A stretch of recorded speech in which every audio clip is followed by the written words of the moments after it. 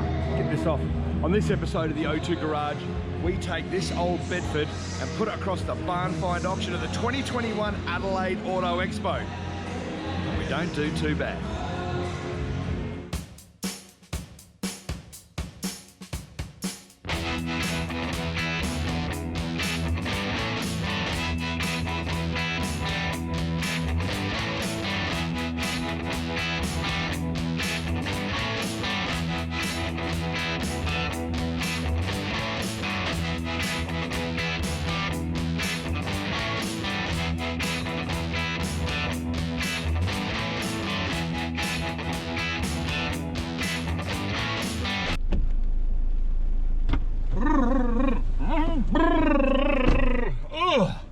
Far out. That is ridiculous.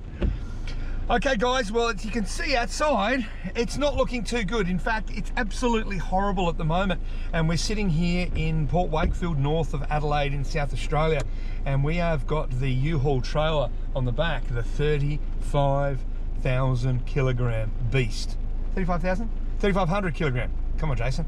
I'm sorry, I'm so cold and I'm so wet, I'm freaking out. It's 10 degrees outside and it's in mid-November, and we are picking up today the Bedford for the Adelaide Auto Expo Mason Gray Strange barn find auction. Today's the day we pick it up, tomorrow's the day we drop it off, Saturday's the day we auction, and right now we're going to get over there and put it on the back. I think I'm going to get dirty.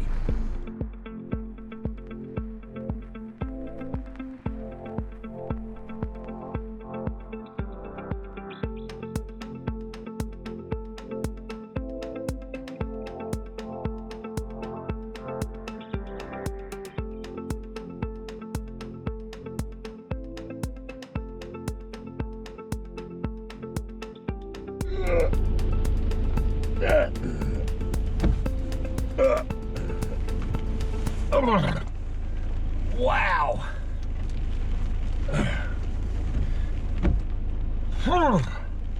Holy moly. Well, there we go. We have got the Bedford on the back finally. And it was not easy. It's absolutely bucketing cats and dogs here. It seems every time I get a car from up here, it's always raining. But big thanks out to the guys at the Port Wakefield Wreckers for hooking us up. They actually helped us with their forklift. They didn't have to do that in the rain. They're a bunch of cool guys. So if you're looking for a project car, come across and see these ones. Okay. Oh, come on, Jace, get yourself sorted out. Right, seatbelt on. Lights are on. Bedford's on the back. Next stop, Adelaide.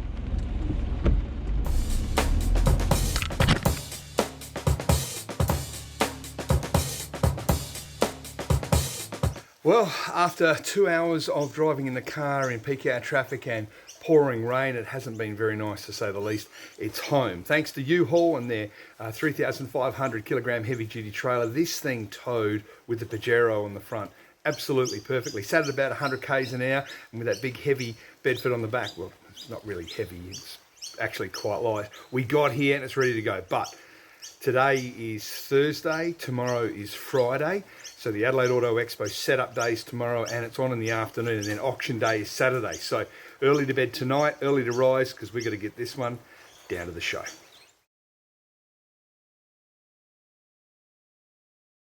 Well, it's bright and early on Friday morning, and we've left the house and we're here.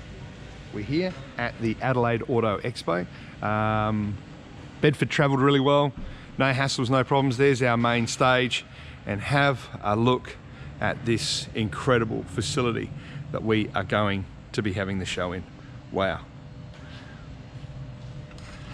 It's going to be an absolute monster. So what we have to do now is offload the Bedford, get the other cars that are already here. I've got a few of them here already, get them lined up, ready to go. There's going to be more that are going to come in. In total, we're going to have 10 cars, so no rest for the wicked. Let's go.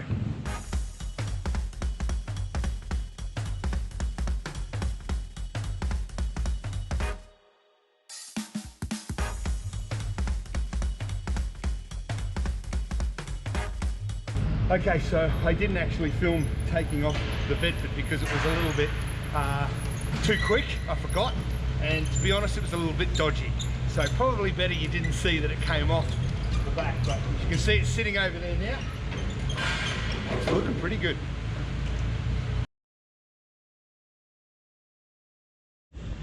Okay, so after much pushing and poking and prodding, we have got all the barn find cars ready to go. We're still setting up behind, as you can see, but I'm going to take you on a quick tour and show you what we have.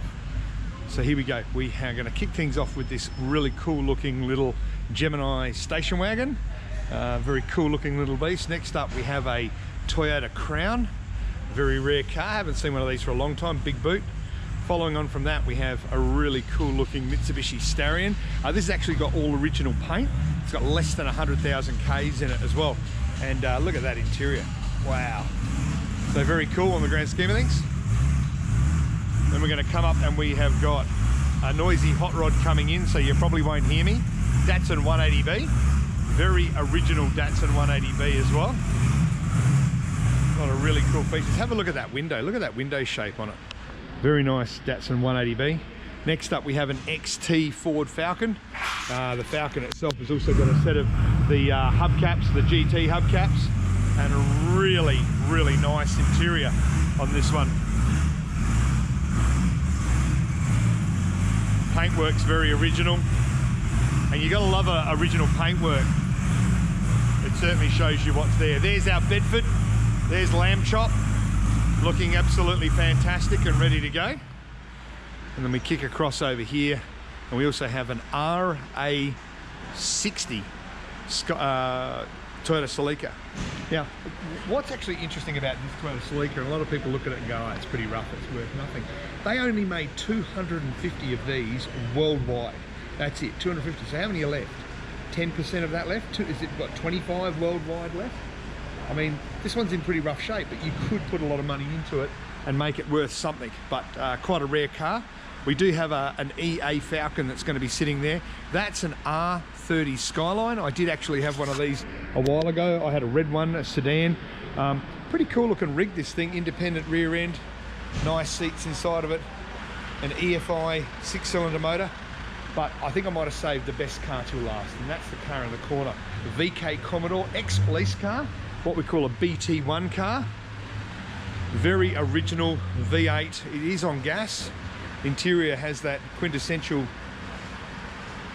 Commodore style trim, and under the bonnet we have a 308 5-litre V8, and it is a genuine cop car. You come in on the VIN plate here, you can actually see it's got BT1 written on it, and BT1 meant that it was a police pack car. So when it was a police pack car, you had things like, you know, sportier suspension, V8, Trimatic, all that sort of stuff, but that was definitely a cop car. So there you go, guys. That's the lineup of barn find vehicles that we have. Now what we have to do is take them to auction.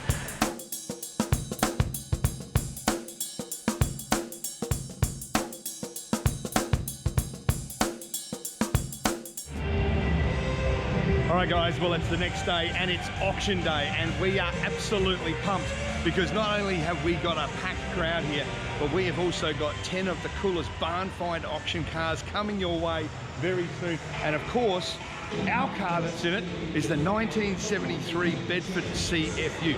Can you tell that I'm a little bit excited? I am in full hyper pumped up mode, ready to go. Here it is. Here's our Bedford. Lot number 6, stickers on the window, it's ready to go. The reserve set. All we have to do now is get our crowd and push it out and sell it.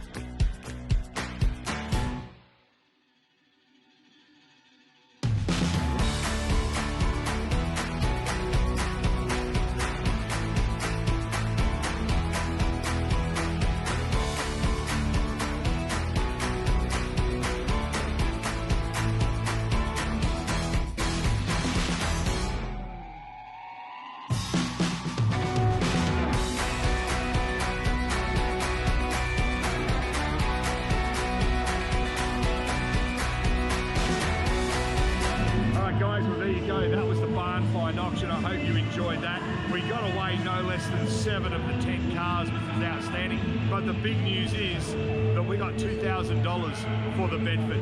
Ruby got it for $1,000 and we wiped its face and passed it on. She's over the moon. Let's go and have a chat to her. Hey, Ruby. Ruby. Huh? How much did the Bedford sell for? 2,000. And what was the reserve on it? 1,000. Right, so how much cash did you make? 1,000. You made $1,000 bucks. Yeah. So you have made $1,000 for your high school car. So that means you're now up to what? 2,500. Dad's kissing you on TV. Well done, sweetie, well done. That's awesome news. What are we going to buy now? Whatever comes our way. Oh. You could kiss your father. No thanks. Oh.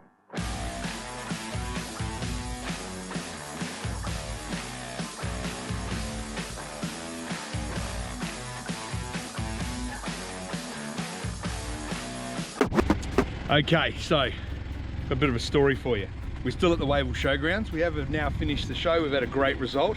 But where I'm standing right now is actually in the middle of the what we call the parade grounds. And as you can see here, we have obviously like a trotting track and a big grassed area and a high set dirt mound over here, big lights. And this, which is the grandstand right in front of the parade grounds, or the main arena as you would call it, here at the WAKEFIELD Showgrounds.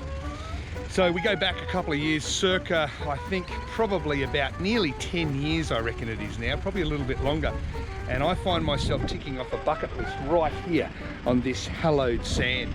And that of course was the You Pull It Demolition Derby. That's right, the Demolition Derby at the Monster Truck Extravaganza. They'd run monster trucks all the way across this area here. It was absolutely crazy.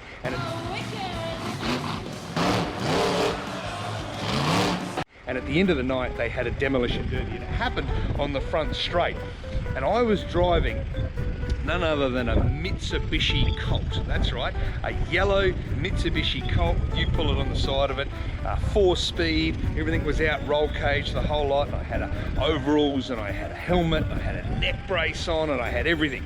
And it was a bucket list item. And my wife Catherine said to me, "You go in that demolition derby, don't you complain if you get hurt." "I won't get hurt," I said. "You leave it to me, I'm a professional driver." And anyway, so there was 10 of us, we took off, we started, and amongst it was a good mate of mine at the time, one of the drifters called Jack Monkhouse, who was a really good, and still is to this day, a very good rally driver, really knows how to throw a car around. So he was the guy to beat.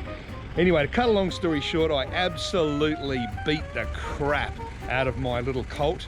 I blew a tyre off the outside rim, so it was running on 3 tyres, but it was still running. I took a couple of really big hits, and on debut, I managed to get to the podium and I was 3rd. So I was 3rd on debut in Demolition Derby, and I decided to retire immediately. Got to the podium, that was it for me. But it was what happened after the Demolition Derby, which is the reason for this story here, because for many, many decades later, I suffered a pretty bad injury as a result of that demolition derby, because the derby finished and everyone was happy and this place was absolutely packed with people and they were cheering and going nuts and really enjoying this demolition derby. And of course, being the effervescent entertainer that I was, I got out of the Colt. You know, I was saluting the crowd. Yeah, I was standing on top of the crowd, doing a couple of these, and then I thought, I'm going to cave the roof of this Colt in. So I jumped up in the air, and as I jumped up in the air, I thought to myself, what about the cross brace that was across the top, just below the roof? Uh-oh. And when I came down on the roof, all I heard was this little crack, and I thought, I've really done some damage here. I slid off the top of the roof and I was standing in front of everyone and they're still going crazy. I'm thinking, right, can you walk? And I could walk. But what I'd actually done is I'd actually cracked my coccyx. And yes, it's as painful as what it sounds. I had cracked my coccyx, and to this day I've still suffered lower back problems as a result. However, with a big pause, I did come third in a demolition derby. And I think you'll find that if you come third in a demolition derby, you have to put your body on the line. And I did. So this place brings back some warm, fond, and painful memories. I thought you'd like to share that with us.